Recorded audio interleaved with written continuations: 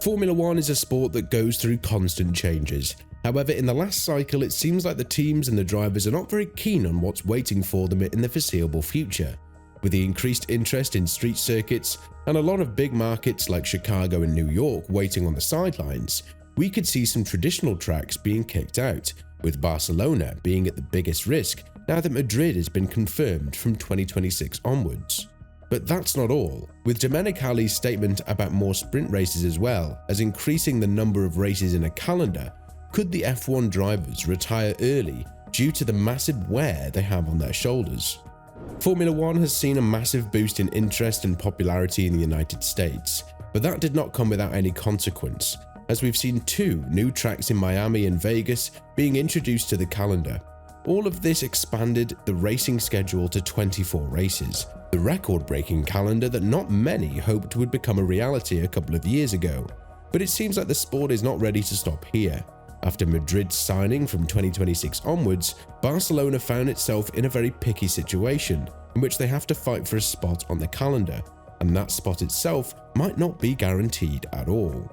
As of now, the contract for Barcelona expires in 2026, and this iconic circuit that used to serve as a testing ground for the pre-season period, and a track on which teams are bringing massive upgrades due to the combination of all types of corners, as well as a long main straight, is very unlikely to be kept on the calendar.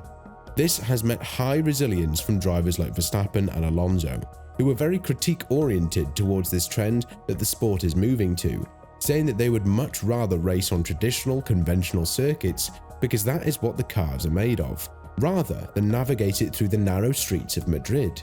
Be that as it may, the sport has been adamant with its actions that it's more or less all about the money, because the more investors are happy to pour their money into the circuit, the more the sport is interested in providing them with the proper opportunity to do so. It has been widely known that the traditional circuits have not been as good as collecting revenue for the sport compared to the street venues, mostly because of the poor advertisement potential compared to the street circuits in the world.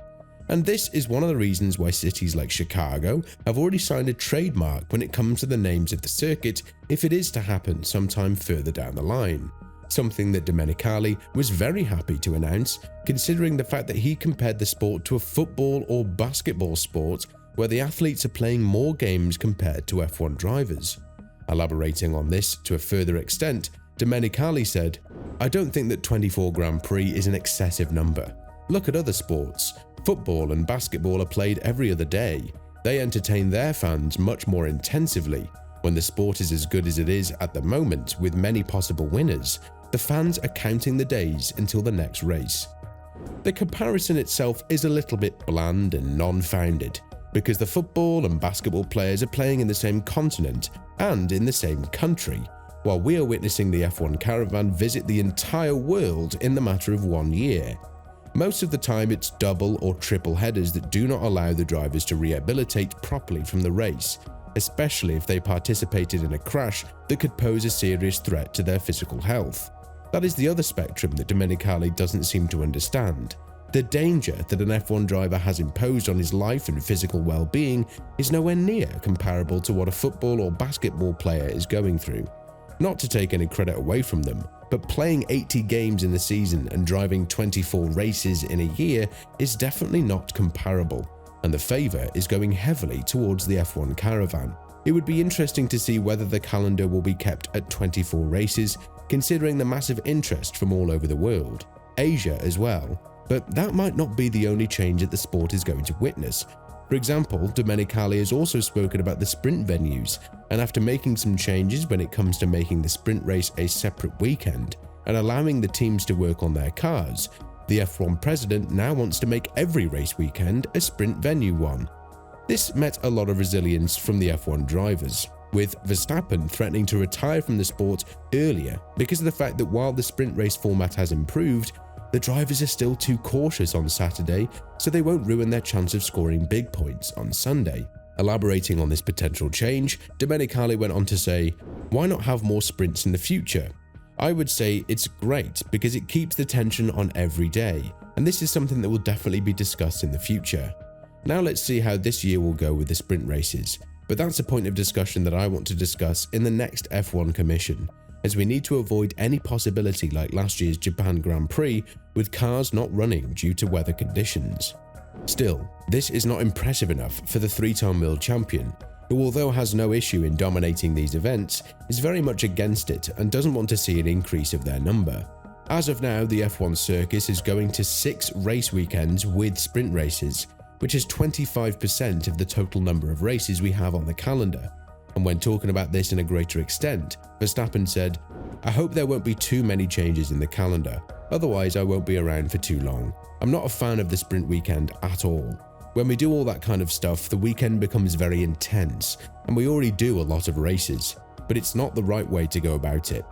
Verstappen, however, was a bit more lukewarm when it comes to the sprint races expanding with their current format, adding a bit of positive light in terms of which direction the sport is moving right now. However, the Dutchman expressed his fears that there will be something that will push the sport towards a direction that the drivers and the teams won't feel comfortable with, which is sprint races being much more present on the calendar.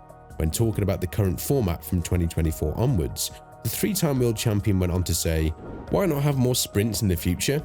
I would say it's great because it keeps the tension on every day, and this is something that will be definitely discussed in the future.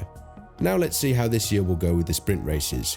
But that's a point of discussion I want to discuss in the next F1 Commission, as we need to avoid any possibility like last year's Japan Grand Prix with cars not running due to weather conditions."